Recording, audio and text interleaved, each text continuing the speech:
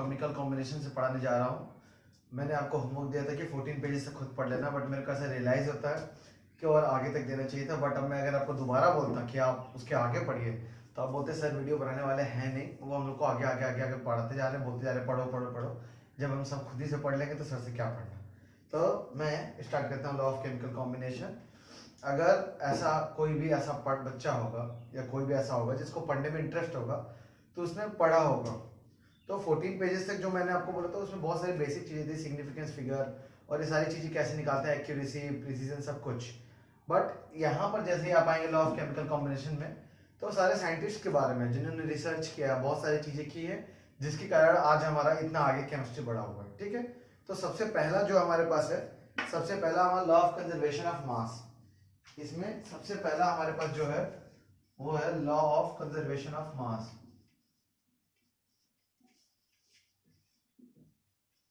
ठीक है, सबसे पहला हमारे पास लॉ है law of conservation of mass, जिसके बारे में पता किया था। अगर हम स्पेलिंग से लिख रहे हैं तो ठीक है, इन्हीं का स्टेटमेंट था मास can neither be created nor be destroyed. इन्होंने एक एक्सपेरिमेंट किया था जिसमें इन्होंने ये बताया था मास can neither be created nor be destroyed.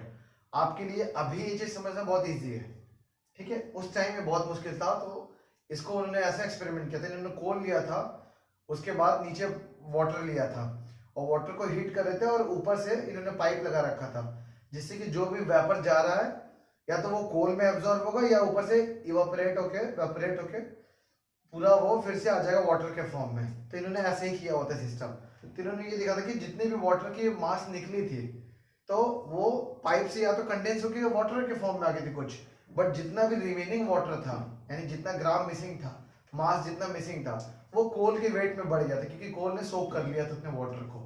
तो वहां से इन्होंने ये दिया था कि मास can neither be created nor be destroyed. ठीक है, तो इनका ये स्टेटमेंट बहुत इंपॉर्टेंट है। आप लोग जैसे आइंस्टीन का क्वेश्चन सबको जानता है, E is equal to mc square.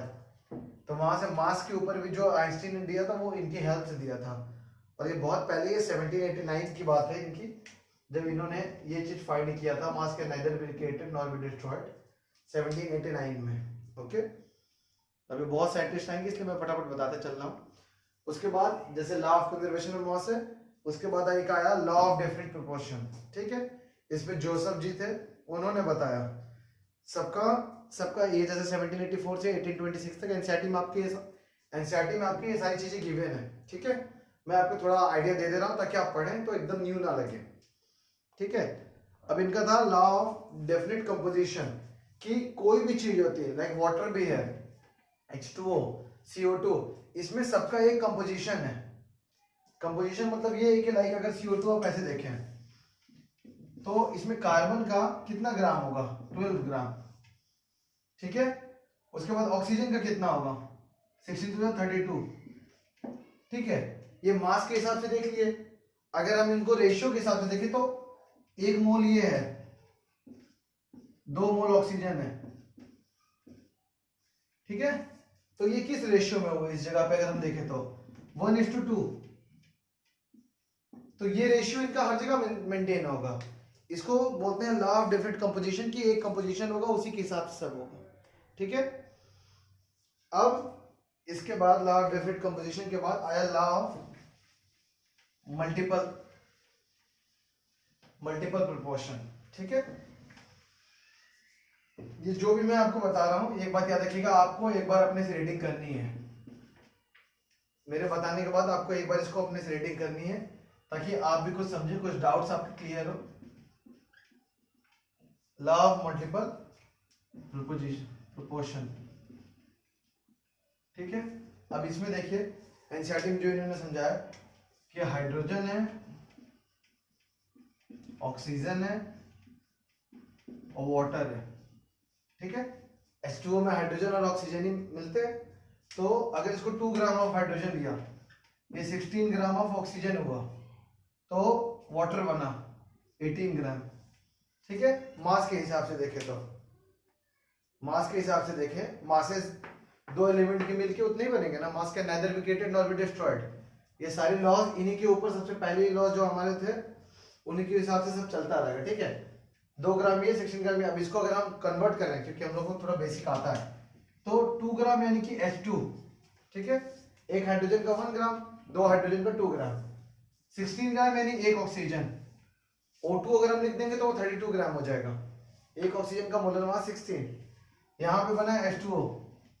अगर इस रिएक्शन को हम बैलेंस करें तो ऑक्सीजन इतना बेसिक आई थिंक आपको पता होगा, फिर भी बताता हूं। ऑक्सीजन कभी भी O के फॉर्म में नहीं लिखते, नेसेंट कहते हैं इसको, जो सिंगल एटम होता है। ऑक्सीजन कभी भी नेसेंट फॉर्म में नहीं होता, ये हमेशा डुप्लेट के फॉर्म में होता है, हमेशा, ठीक है, इंपॉर्टेंट। तो यहाँ पे अगर ऑक्सीजन को डबल किया तो एक हाफ कर देंगे, इससे क्या हुआ, ये 2 कैंसिल हो जाएगा, ये दो ऑक्सीजन के एटम और हाफ कर दिया, यानी कि एक ही ऑक्सीजन हुआ। तो 16 ग्राम ये आ गया, ये देखिए। अब अगर इसको देखें, ये रिएक्शन बैलेंस्ड है। देखिए 2 हाइड्रोजन, प्रोडक्ट साइड 2 हाइड्रोजन, एक ऑक्सीजन यहाँ पे रिजल्टेंट, 2 कैंसिल हो जाएगा, एक ऑक्सीजन एक ऑक्सीजन। अब देखिए 2 हाइड्रोजन का मास 2 ग्राम, ठीक है। 2 हाइड्रोजन का मास 2 ग्राम, हाफ ऑक्सीजन का मास 16 ग्राम। इन दोनों को ऐड किए 18, और इसका मास निकाले तो 2 हाइड्रोजन 2 प्लस ऑक्सीजन 16, 18 ग्राम। तो देखिए अब कैसे ये बैलेंस्ड है। अब लॉ ऑफ मल्टीपल प्रोपोर्शन में ये दिखा रहा है कि ये सेम चीज है। अगर अब हमने ले लिया 2 ग्राम ऑफ हाइड्रोजन, ठीक है, विथ 32 ग्राम ऑफ ऑक्सीजन, तो हमारा आएगा 32 और 2 34, ठीक है। अब इसमें देखें 2 ग्राम ऑफ हाइड्रोजन हमारा कब आएगा, जब H2O, प्लस 32 ग्राम ऑफ ये कब आएगा, 32 ग्राम ऑफ ऑक्सीजन कब आएगा, जब यहाँ पे O2 होगा। फॉर्मेशन क्या होगा, H2O, ठीक है, H2O हुआ। अब H2O का अगर हम वेट निकालेंगे तो कितना आएगा, देखिए इसको तो हम हाफ नहीं कर सकते, क्यों, क्योंकि ये चीज नहीं होगा, ये चलेगा नहीं। इसके चलने का मतलब है, ये अगर हम ऐसे करेंगे, इसको अगर हम हाफ कर देंगे तो यहाँ पे 32 ग्राम नहीं होगा। अगर 32 ग्राम हमने ले लिया तो ये 1 ही रहेगा, ये 1 रहेगा तो यहाँ पे 2 मोल बनना है वाटर, तो ये 2 कर दिए। ये जो चीज है जो अभी मैं बैलेंस कर रहा हूँ, इसको भी हटा देते हैं, क्योंकि थोड़ा सा ये चैप्टर पढ़ने के बाद रिडॉक्स जब हम पढ़ेंगे तो वो पूरा बैलेंसिंग होता है। तो रिडॉक्स में आपको पूरा बैलेंसिंग पढ़ाना है, पूरा बैलेंसिंग, तो उस टाइम आप इसको क्लियरली समझ जाओगे। तो देखिए लॉ ऑफ मल्टीपल प्रोपोर्शन में यहाँ पे ये कहना चाह रहे हैं कि 16 ग्राम और 32 ग्राम, इनका अगर देखें 2 ग्राम ऑफ हाइड्रोजन हमेशा ही था, पर 16 ग्राम और 32 ग्राम, तो ये किस रेशियो में है, 16:32, जो कि इक्विवेलेंट है 1:2 के। इसी रेशियो की बात ये कर रहे हैं लॉ ऑफ मल्टीपल प्रोपोर्शन में, कि ऐसा ही होता है कि जैसे 16 ग्राम ये हो गया और 32 ग्राम, तो ये 1:2 रेशियो में हमेशा होंगे वाटर के केस में, ठीक है। बैलेंसिंग के लिए अभी उसके बारे में आगे अच्छे से होगा, ठीक है। अब जैसे इन्होंने लॉ दिया, लॉ ऑफ मल्टीपल प्रोपोर्शन, इन्होंने मास के लिए दिया था, गे-लुसैक जी हैं, गे-लुसैक, वो आते ही उन्होंने लॉ दिया गैसेस के बारे में, ठीक है। गे-लुसैक जी ने जो लॉज दिए वो सारे गैसेस से रिलेटेड, और इन्होंने वॉल्यूम के ऊपर, बेसिकली इन्होंने जो भी लॉ दिए वो सारे वॉल्यूम से रिलेटेड था। अभी तक जितने भी लॉ हम लोग अभी तक पीछे पड़े वो मासेस के ऊपर था, पर इन्होंने जो लॉ दिया वो सारे वॉल्यूम के ऊपर थे। तो इन्होंने ऐसे बोल दिया सेम चीज, इन्होंने बोल दिया 100 ml of hydrogen when react with 50 ml of oxygen. इसके बाद हमारे पास फॉर्मेशन क्या हुआ, 100 ml ऑफ वाटर, ठीक है। इन्होंने इसके ऊपर दे दिया कि हाँ 100 ml 50 ml, इन्होंने ये एक्सपेरिमेंट से पाया कि 100 ml ऑफ हाइड्रोजन, O2 का 50 ml, इससे हमारा H2O बना। तो इससे भी इनको दिखा कि इन दोनों का रिएक्शन किस में, देखो 100 और 50 1:2 रेशियो में ही है। तो इन्होंने यहां से भी ये चीज पाया कि हाँ जो मल्टीपल प्रोपोर्शन का लॉ था वो बैठ रहा था। यहाँ पे वैसे 2:1 है, इनका रेशियो सेम ही रहना है। उसी के ऊपर सारे लोगों ने बारी बारी अपने दिए थॉट्स, और सबका वैसा ही है। फिर उसके बाद सबसे इंपॉर्टेंट लॉ आता है जिसके बारे में बहुत ज़्यादा लोगों को आइडिया होगा, Avogadro number, Avogadro law, Avogadro law, ठीक है। एवोगाड्रो जी ने सबसे पहले बात किया था एटम और मॉलिक्यूल के ऊपर कि कोई भी एटम कितने होंगे, जिसको हम 1 मोल बोलेंगे। 1 मोल क्या होता है, गैसेस क्या होते हैं, प्रेशर, वॉल्यूम, सब कुछ, ठीक है। तो एवोगाड्रो जी के बारे में ज़्यादा अच्छे से कहा ने Dalton.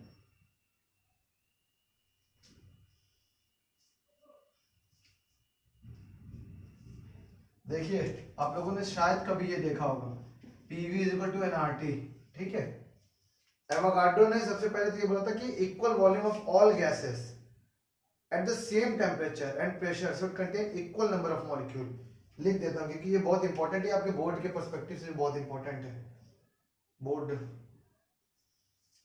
Equal volume of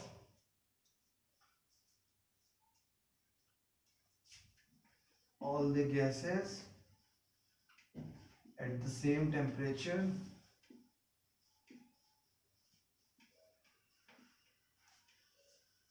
contains equal number of molecules।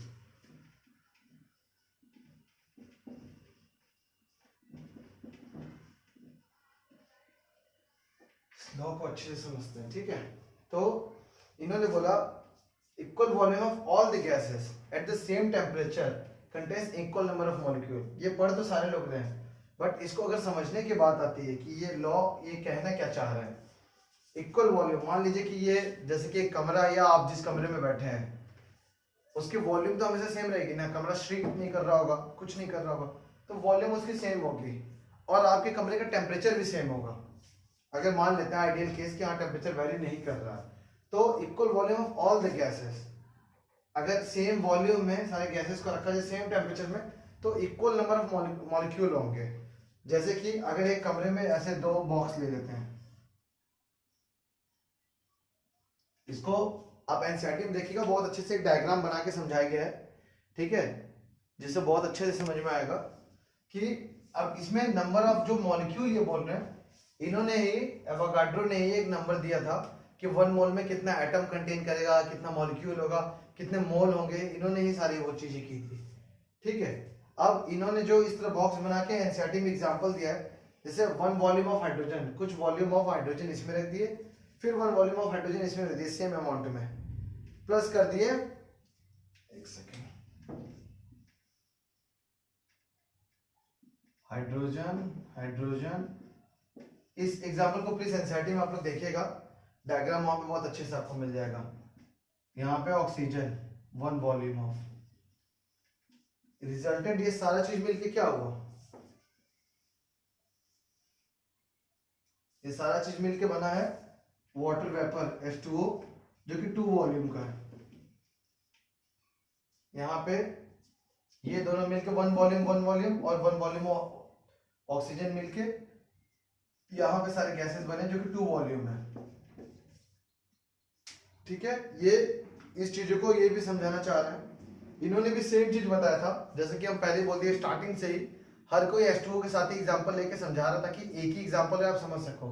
ये भी रेशियो की बात कर रहे हैं कि देखिए यहाँ पे 2 वॉल्यूम ऑफ ये लेके इसका 1 वॉल्यूम मिला और मिलके क्या बना 2 वॉल्यूम ऑफ H2O, तो 2:1 रेशियो में ये भी रिएक्ट किए हैं।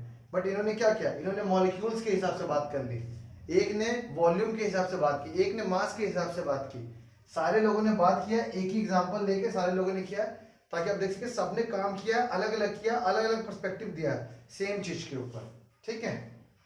इसीलिए अभी हमारे पास इतनी वैरायटीज होती है और हम डेंसिटी लेके गैस, वॉल्यूम, लीटर सब में इधर उधर मास चेंज करते रहते हैं, क्योंकि इन्होंने बताया कि सब कुछ सेम है, अलग अलग रास्ते से भी जा रहे हैं तो बात एक ही है।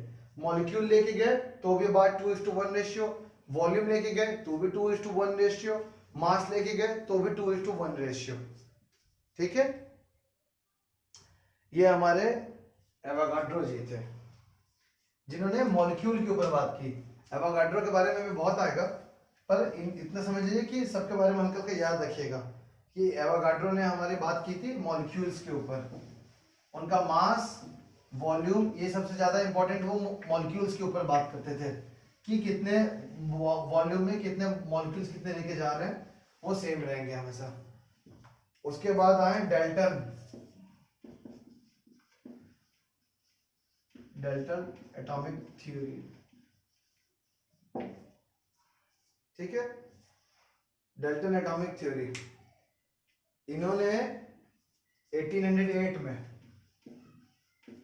इंटरेस्टिंग फैक्ट्स आपको ये पता है कि जब तक हम लोगों के पास करंट के बारे में पता चल गया था कि ये करंट है, इसका ये ट्रांसफर है सब कुछ, तब तक इलेक्ट्रॉन के बारे में अच्छे से आइडिया नहीं था।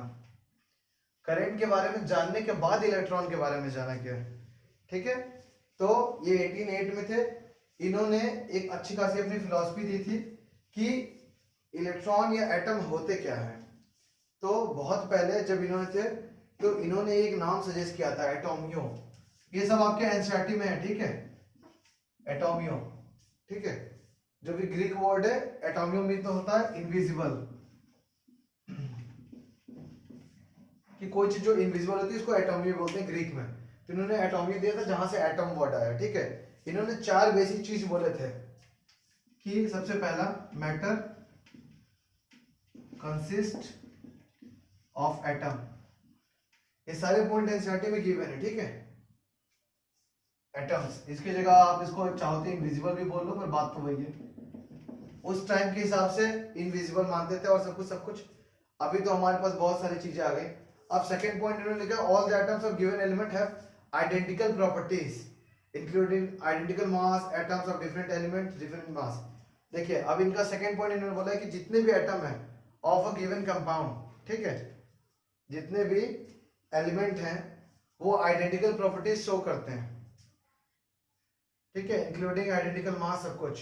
मतलब कि जैसे कि हमने कार्बन बोल दिया, एक कार्बन ले लो आप समझने के लिए।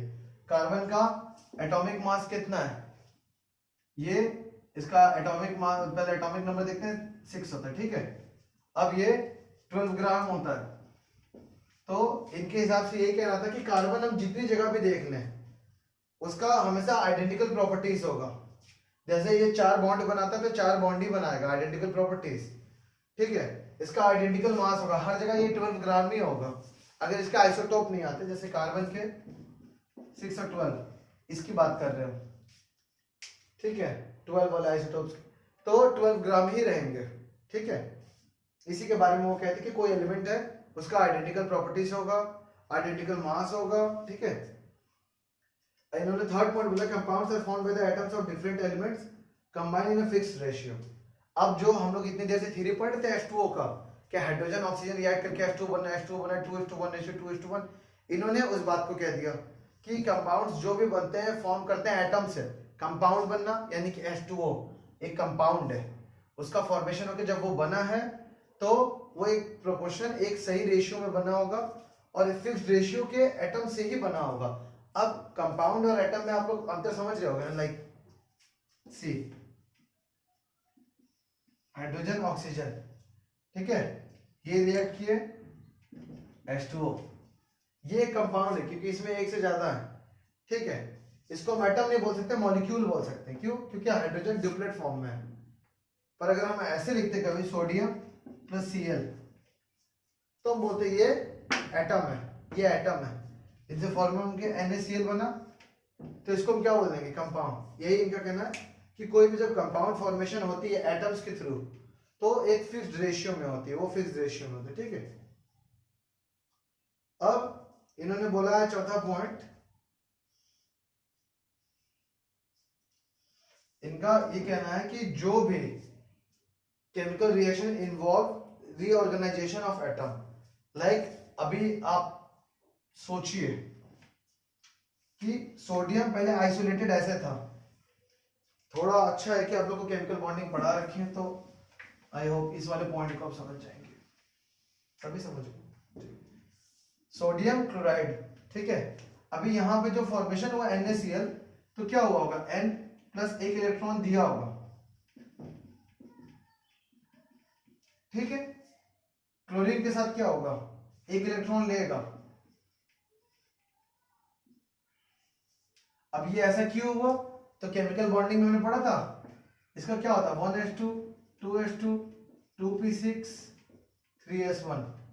तो ये अपने आप को आइसोलेट करने के लिए क्या करेगा, स्टेबल करने के लिए एक s का इलेक्ट्रॉन निकाल देगा। इसका क्या होता है क्लोरीन का 1s2 2s2 2p6 3s2 3p5।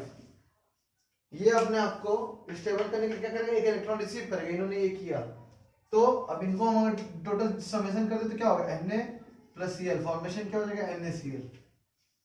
इन दोनों को अगर हम जोड़ दें, इलेक्ट्रॉन इलेक्ट्रॉन कैंसिल हो जाएंगे, एक रिएक्टेंट साइड एक प्रोडक्ट साइड है, ये यूज हो गया Na plus Cl, formation of NaCl, Na plus और Cl माइनस NaCl। तो यही चीज को ये कहना चाह रहे हैं कि केमिकल रिएक्शन जब भी होता है तो रीऑर्गेनाइजेशन होता है, कि पहले जैसे था उससे कुछ कुछ चीजें चेंज होके होता है, जिसको हम अभी बॉन्ड कहते हैं। ठीक है, ये इस पे कह रहा है। अब ये सारी थोड़ी सी बेसिक्स बातें, और इन सारी बातों पे आप पढ़िए, उसके आगे सारी चीजें पढ़िए, वो इंपॉर्टेंट है। अब ये एटॉमिक एंड मॉलिक्यूलर मास आता है।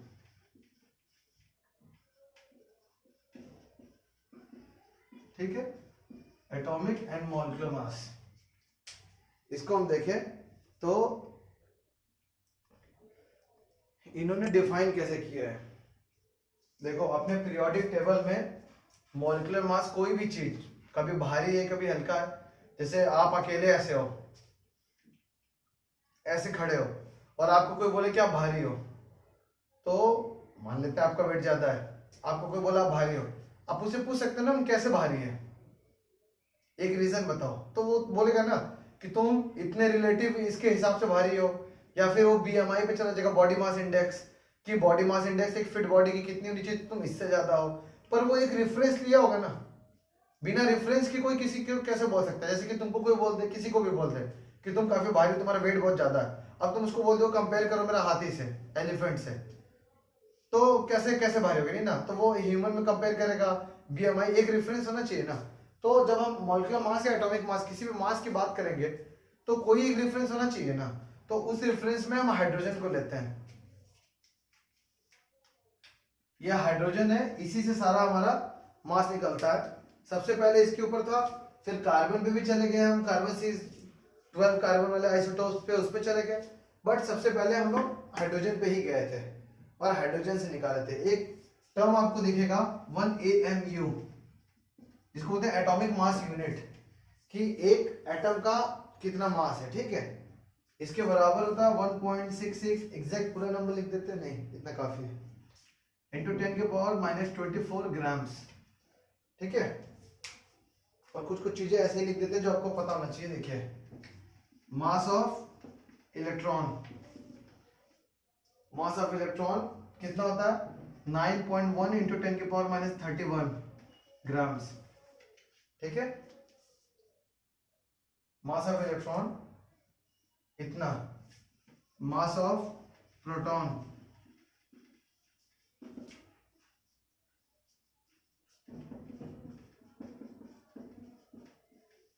ठीक है 1.67 इंटू 10 के पावर -27। ठीक है, और न्यूट्रॉन का भी ऐसे ही होता है। तो मास ऑफ इलेक्ट्रॉन, ये दो तीन चीजें हैं जो आप याद रखिए, ये आपको न्यूमेरिकल में आएगा, बट इस चैप्टर में नहीं, बट ये न्यूमेरिकल में काम आता है, और 1 AMU भी। ठीक है, इसीलिए मैंने ये लिखा, तो ये भी लिख दिया। अब इसी तरीके से सबका एक रेफरेंस लेके चलता है। एनसीईआरटी में इसमें बहुत छोटी सी कैलकुलेशन है, उसको देखिए, कोई बड़ी बात नहीं है, ये सारे चीज का निकाल लें। उसके बाद हम जा सकते हैं मॉलिक्यूलर मास। ये एटॉमिक मास कैसे निकलता है उसके बारे में है। ठीक है, मॉलिक्यूलर मास पे आते हैं, जो पूरे केमिस्ट्री में आपको अभी से लेके आप डॉक्टर बन जाए, इंजीनियर बन जाए, या जो भी चाहे, अगर केमिस्ट्री आपके सामने कभी आता है, ये आपको हमेशा आएगा। ठीक है, मॉलिक्यूलर मास किसी भी चीज का कैसे निकालते हैं। एग्जांपल CH4, तो सबसे पहले तो ऐसे निकालते हैं कि आपको एटॉमिक नंबर बताओ। ठीक है, तो कार्बन, सबसे पहले हम चलेंगे लेफ्ट टू राइट ही करते हैं हमेशा, कोई जरूरी नहीं है कि आप इस पे चाहे इधर से भी आ सकते हैं, बट नॉर्मली आप अभी सीख रहे हैं इसलिए। कार्बन, कार्बन का एटॉमिक नंबर था 6, एटॉमिक मास 12 प्लस 4 इंटू चार मॉलिक्यूल है, 4 into mass of hydrogen 1, 12 plus 4 ये हो गया 16 ग्राम्स। ठीक है, मान लीजिए H2O हाइड्रोजन का 2 इंटू 1, जैसे यहाँ 4 इंटू 1 हुआ था, हाइड्रोजन का हमेशा 1 रहेगा। ऑक्सीजन का 16 तो कितना हो गया 16 प्लस 2 18 ग्राम्स। NaCl, आपको सारी चीजें याद होनी चाहिए। सोडियम का 11 होता है पर 22 की जगह 23 होता है इसका एटॉमिक मास, तो 23 प्लस क्लोरीन 17 होता है एटॉमिक नंबर। एटॉमिक मास होता है 35.5 एग्जैक्ट। ठीक है, आप 35 भी ले सकते हैं बट अभी एग्जैक्ट ही लीजिए ज्यादा अच्छा, 85। ठीक है, तो एटॉमिक मास ऐसे निकलता है। एटॉमिक मास पे प्रैक्टिस कीजिए, एटॉमिक मास निकालिए, क्योंकि कोई भी न्यूमेरिकल करने के पहले एटॉमिक मास के बारे में जरूर बात होगी और एटॉमिक मास निकालना, मॉलिक्यूलर मास निकालना पड़ेगा। आपके एनसीईआरटी में एक क्वेश्चन दिया हुआ है इन टेक्स्ट शायद, ग्लूकोज का फॉर्मूला आई थिंक सबको पता है, C6H12O6। ठीक है, अब अगर इसका हम निकालना जाए मॉलिक्यूलर मास, तो 6 इंटू एक कार्बन का 6 इंटू 12, ठीक है, प्लस हाइड्रोजन 12 इंटू एक हाइड्रोजन का 1 प्लस 6 इंटू एक ऑक्सीजन का 8 तो 16। ठीक है, 12 6 72 प्लस 12 प्लस 66 96। ठीक है, इसको अब ऐड करेंगे 180 आएगा, 2 4 6 10 9 10 17 18। ठीक है, 180 ग्राम ग्लूकोज, ये आपको क्वेश्चन में ऐसा दिया होगा एनसीईआरटी। तो इस तरीके से हमारा मॉलिक्यूलर मास निकलता है। ठीक है, मॉलिक्यूलर मास बहुत है इंपॉर्टेंट चीज। अब आप लोग एक ऐसा काम कीजिए, आप लोगों का होमवर्क ये है, इसके आगे थोड़ा मोल कॉन्सेप्ट और परसेंटेज कंपोजिशन चीजें आने लगेगी। आपका होमवर्क यहाँ पे ये है कि कम से कम 10 आप लोग कोई भी मॉलिक्यूल उठाइए जो बड़े बड़े हो, लाइक अमीन, NH3, वाटर, ये सब नहीं होना चाहिए। आप बुक उठाइए, जो भी कोई बड़ा सा मॉलिक्यूल हो आप वो कीजिए, उसको लिखिए और उसका मॉलिक्यूलर मास निकालिए। जैसे मैंने ग्लूकोज बोला, ऐसे ऐसे आप, या ऐसा कर सकते हैं आप बायोलॉजी में चले जाएं, बायोलॉजी आप पढ़े हुए हैं, ऑर्गेनिक में चले जाएं, उसमें से कंपाउंड उठाइए और उसका मॉलिक्यूलर मास निकाल के कम से कम 10 अपने से अच्छे उसका हमको सेंड कीजिए, जिससे हमको पता चले कि हाँ आपने मॉलिक्यूलर मास निकाला है। और अगर आप ये करेंगे तो इससे एक चीज बहुत अच्छा होगा, जो लोग बोलते हैं कि हमको एटॉमिक नंबर याद नहीं हो रहा, एटम क्या भूल जाते हैं, मॉलिक्यूलर मास भूल जाते हैं, एटॉमिक मास भूल जाते हैं, तो वो चीजें आपको प्रैक्टिस हो जाएंगी, ऑटोमेटिक याद आ जाएगा। तो ये आपका होमवर्क है, कम से कम 10।